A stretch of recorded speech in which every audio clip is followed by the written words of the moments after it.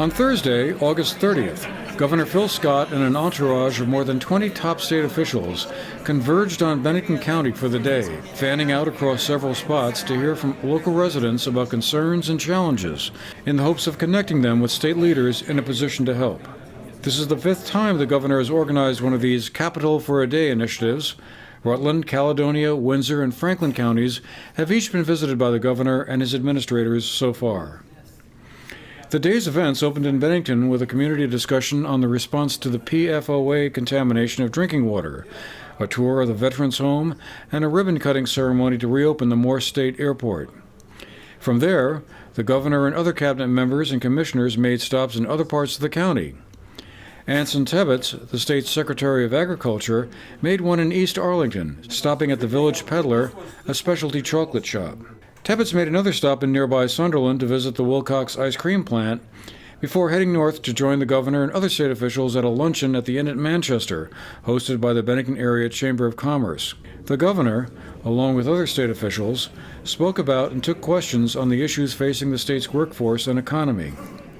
The aging of the workforce and other initiatives related to growing the state's economy were on the minds of the roughly 60 people who attended the lunchtime session. The reality is we have fewer people working today than we did in 2009. And that's a reality, but it's something that we have to address in order for us to continue to prosper and stay in business. So, and bring revenue into the state as well. Again, it's all interconnected. So our aging demographics are a problem. I mean, you see it. I'm sure those of you who are in business, everyone is looking for help these days, right? It doesn't matter where you are, whether it's at Mac Molding or GE or NSA, or it doesn't matter what the business is, everyone is looking for help. But it's very hard for many of us to understand, having attended the tourism conference at the Equinox, hearing tourism is very important to the state, then hearing that $593 million, I believe was the number, is raised by room and meals taxes, and that the budget for tourism for the state of Vermont is $3 million.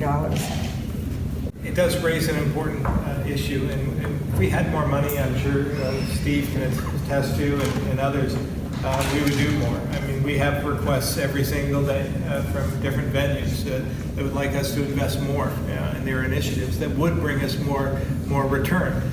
But it's difficult to when you, and I don't mean to, I'm not blaming the legislature, but at the same time, I'm sure Representative Browning would tell us from an economic standpoint, there is a point where you make an investment and you get return, and you're able to do that.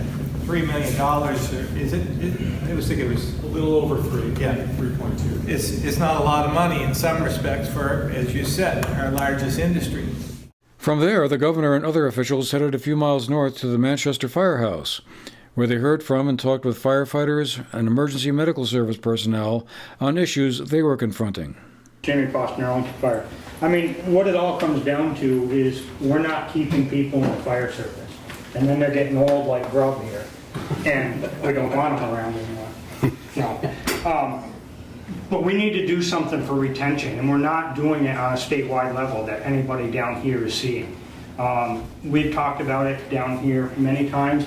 We sat here 2 weeks ago with Manchester's chief, East Dorset, about combining departments to run mutual aid calls for structure fires and things like that, because none of us have enough manpower, especially during the day, which is one of the hard things for a meeting like this, because we're volunteers. We're leaving work to come here for these meetings. And that's just something that makes it even that more difficult.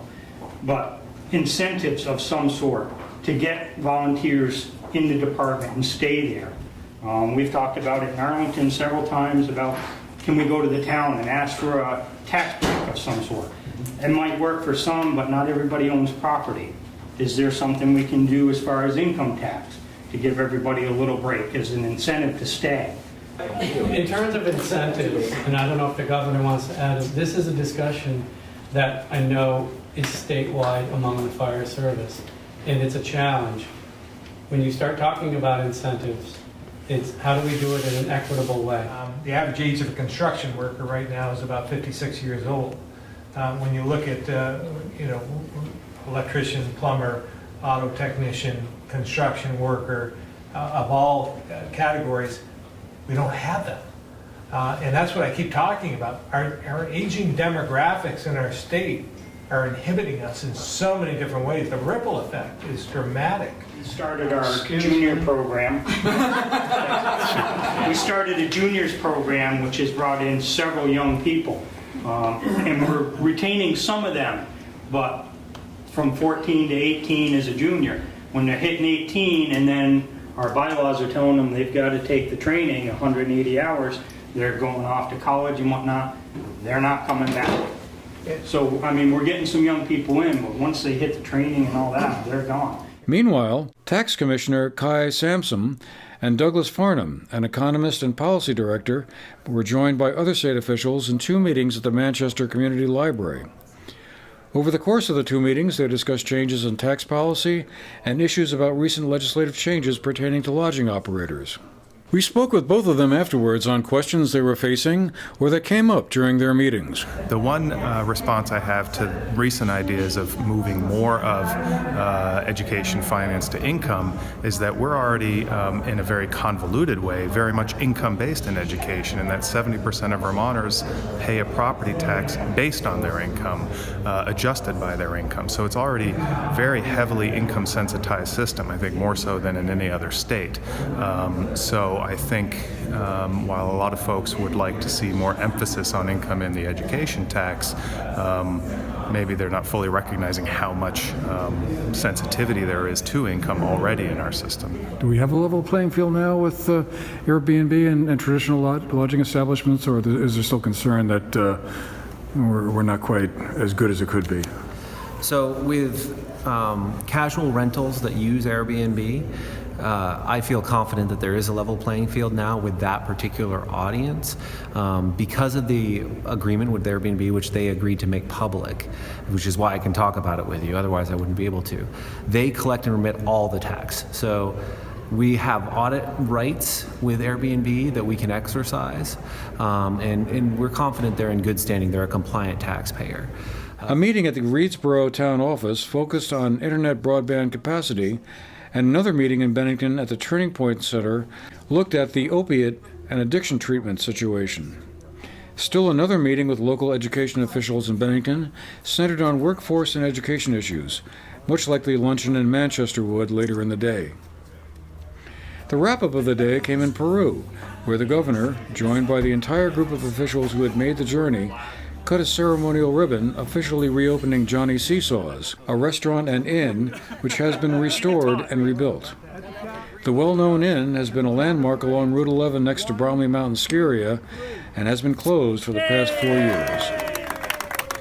For the GNAT-TV News Project, I'm Andrew McKeever.